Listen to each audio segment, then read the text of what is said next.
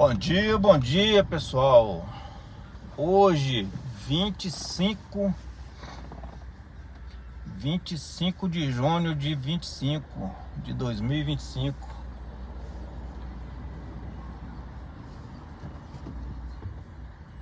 E hoje o deslocamento não é ali para Arte Metais. Já passei lá, agora já são 8 horas e 25 minutos. Hoje deu muito 25 aqui, hein? Hoje é dia de perícia, né, pessoal? Hoje é dia de perícia. Recebi uma nomeação há uns 8 meses atrás, mais ou menos, para fazer uma perícia em uma reclamação, né, uma demanda judicial em um prédio muito top aqui em Goiânia. Prédio corporativo de alto padrão. Não posso dizer o nome, né, galera? Vocês sabem que processo judicial, apesar que não é segredo de justiça, mas cabe interesse às partes ter o mínimo de... uma coisa aqui incomodando. Cabe interesse às partes ali ter o mínimo de privacidade. Mas vamos lá, contar um pouquinho para vocês aqui. Se tiver oportunidade de mostrar alguma coisa em loco, bem, se não, tranquilo. O que acontece lá? O prédio terminou em 2012, foi entregue e tal.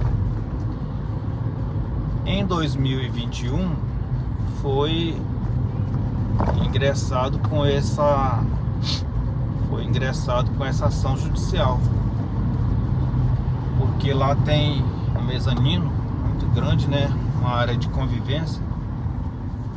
E tem um guarda-corpo de vidro muito grande, muito extenso.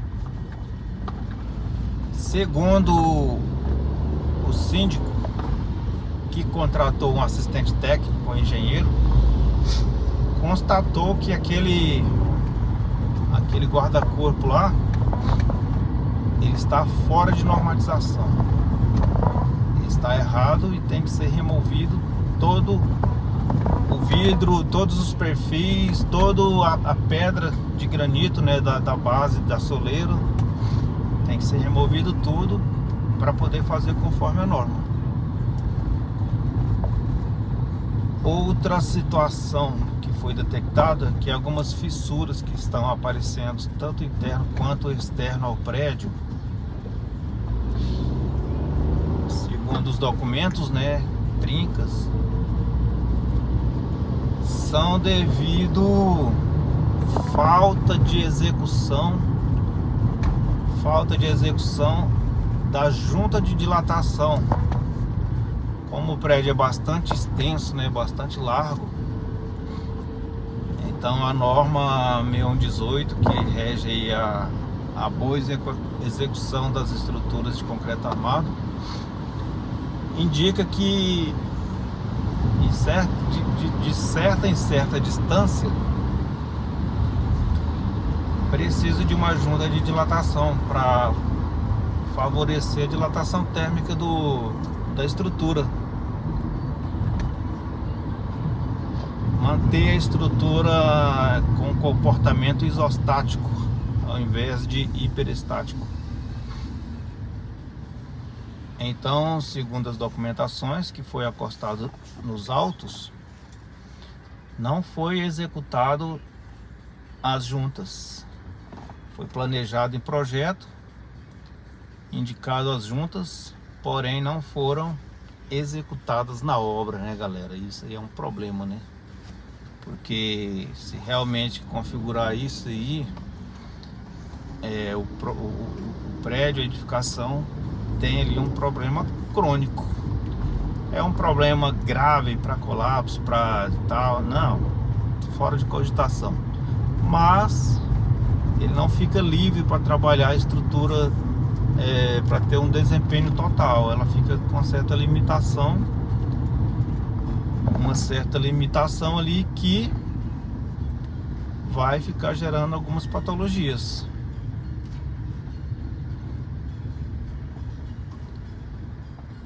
Outro probleminha lá que foi indicado nos autos é que nessas juntas de dilatação, mas falando das lajes, como o prédio tem um corredor central, né? É uma torre só, porém são duas estruturas, como se fossem gêmeas, né? Mas porém é uma torre só, ali vira uma coisa só. Mas ali nos corredores internos,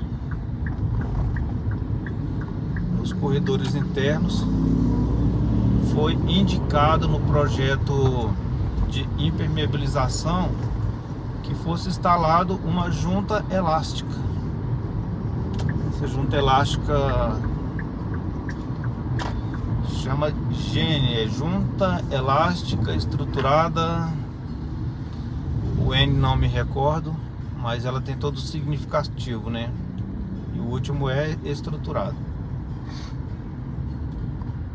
As iniciais do nome da junta.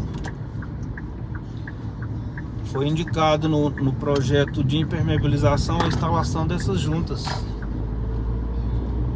Porém, segundo o que consta nos autos, né, que foi requerido ali na petição inicial, é que não foram instaladas essas juntas. Ou seja, né, como não tinha abertura da dilatação, não tinha também como instalar a junta, né? Com certeza não. É um problema grave? Também não, mas é um problema patológico, né? Que ele vai sempre ter ali um assunto de patologia para estar tratando. Porém, não posso nem comentar que gravidade, qual que seria o problema disso aí por enquanto, porque ainda não foi feita a perícia, né?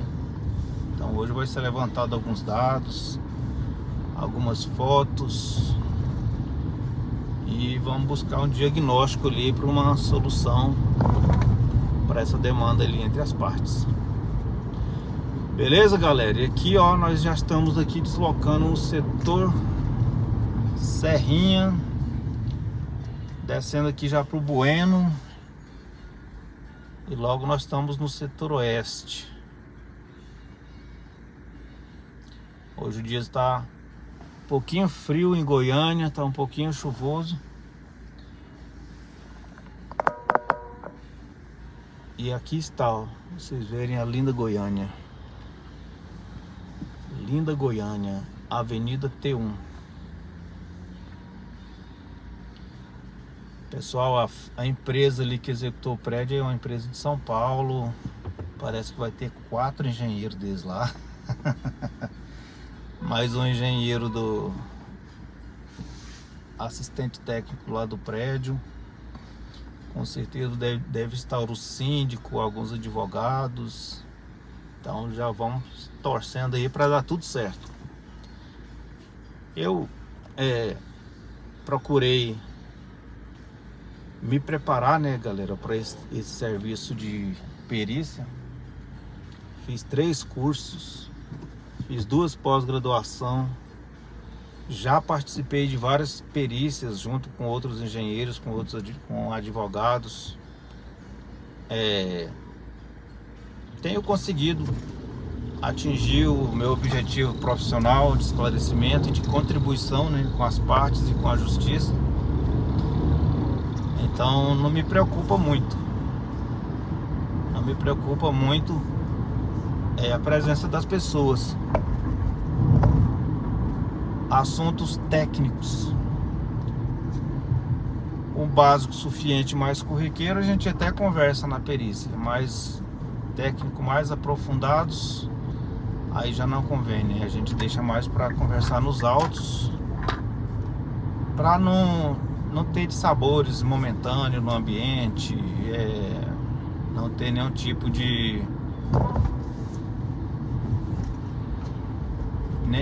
de ânimo emocional que possa prejudicar, né, a perícia. A gente sempre tenta manter o melhor ambiente. E também a gente procura estar o mais neutro possível. O mais neutro possível.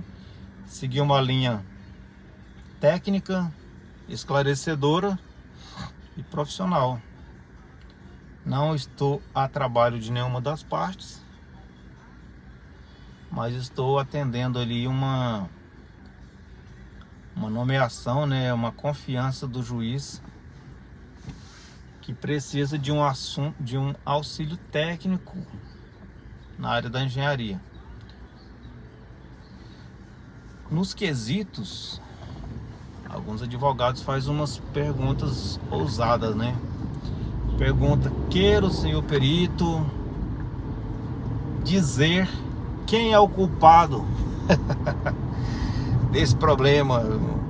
Isso aqui é um exemplo. Cara, mas a perícia não tem esse objetivo de dizer quem é o culpado. A perícia tem a prerrogativa, o perito tem a prerrogativa de dizer que problema é aquele, o que causou aquele problema, em qual fase, se foi na construção, foi no pós-obra, foi na falha da manutenção, o que foi, né? Então essa é a prerrogativa do perito, falar diagnóstico técnico.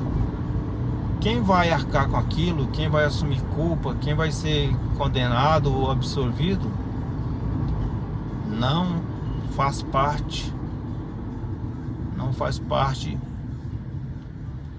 do trabalho pericial falar sobre isso aí.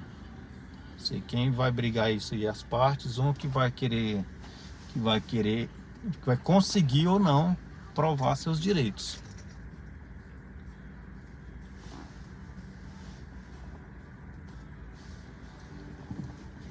Um assunto que a construtora bate muito forte nos autos é que esse prédio não teve manutenção preventiva. Segundo o manual de uso, manutenção e conservação que foi fornecido à época, tem todas as manutenções periódicas sugeridas e os prazos de validade de garantia. Segundo o manual, a última garantia expirou, era de 5 anos, né? Então expirou em 2017. Porém, a ação foi ingressada na justiça em 2021. Porém, o Código de Defesa do Consumidor tem algumas ponderações que fala lá que o vício oculto conta o prazo da hora que foi diagnosticado, e então conta o prazo de novo. Então, assim, é um assunto que não tem como o perito entrar, né? A gente tem que fazer lá o diagnóstico, colocar embasamentos técnicos, literários, normativos, deixando as causas legais que se diz respeito a leis, direitos e deveres, a parte jurídica, né? As partes, né? Os advogados das partes e a interpretação e julgamento do juiz. E é isso, vamos ver lá, né, como que está a manutenção, vamos ver como que está a conservação do edifício.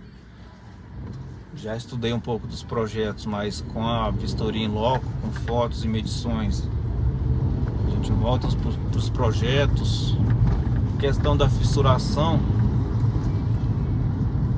a gente vai ser utilizado o escalímetro. O escalímetro ele mede qual o tamanho da abertura da fissura, para a gente poder verificar se aquela fissura é aceitável ou não. O que é uma fissura aceitável?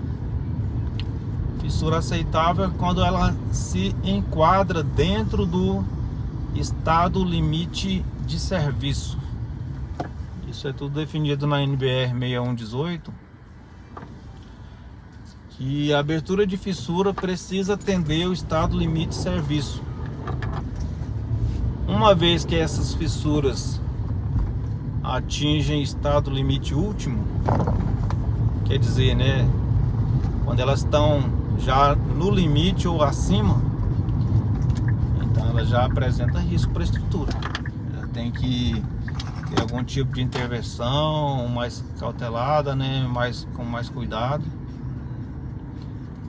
Mas eu acho, né, preliminarmente falando, que as fissuras lá estão dentro do limite, estado limite de serviço. O prédio é muito top, é um prédio renomado, metro quadrado caro, né, aqui em Goiânia. E eu acredito que está tudo ok. Galera, é isso aí, vou desligar isso aqui porque eu estou chegando, ainda não é aqui, ó. Esse prédio aqui é o Orion, é um dos mais top aqui, ó, de Goiânia. É um edifício corporativo, aí trabalham na área da medicina, trabalham aí com gastronomia e outros assuntos aí. Parece que o Hospital Einstein de Goiânia é instalado nesse prédio aí, ó, no Orion. Então vamos lá, ainda faço umas duas curvas aqui pra frente. Aqui é o setor oeste, para quem não conhece Goiânia. Fala aí o que vocês acham aí, vendo pelo vídeo. Olha pra cá, ó. É isso aí. Até mais, bom dia a todos. Foi bom estar com vocês aqui hoje. Fui!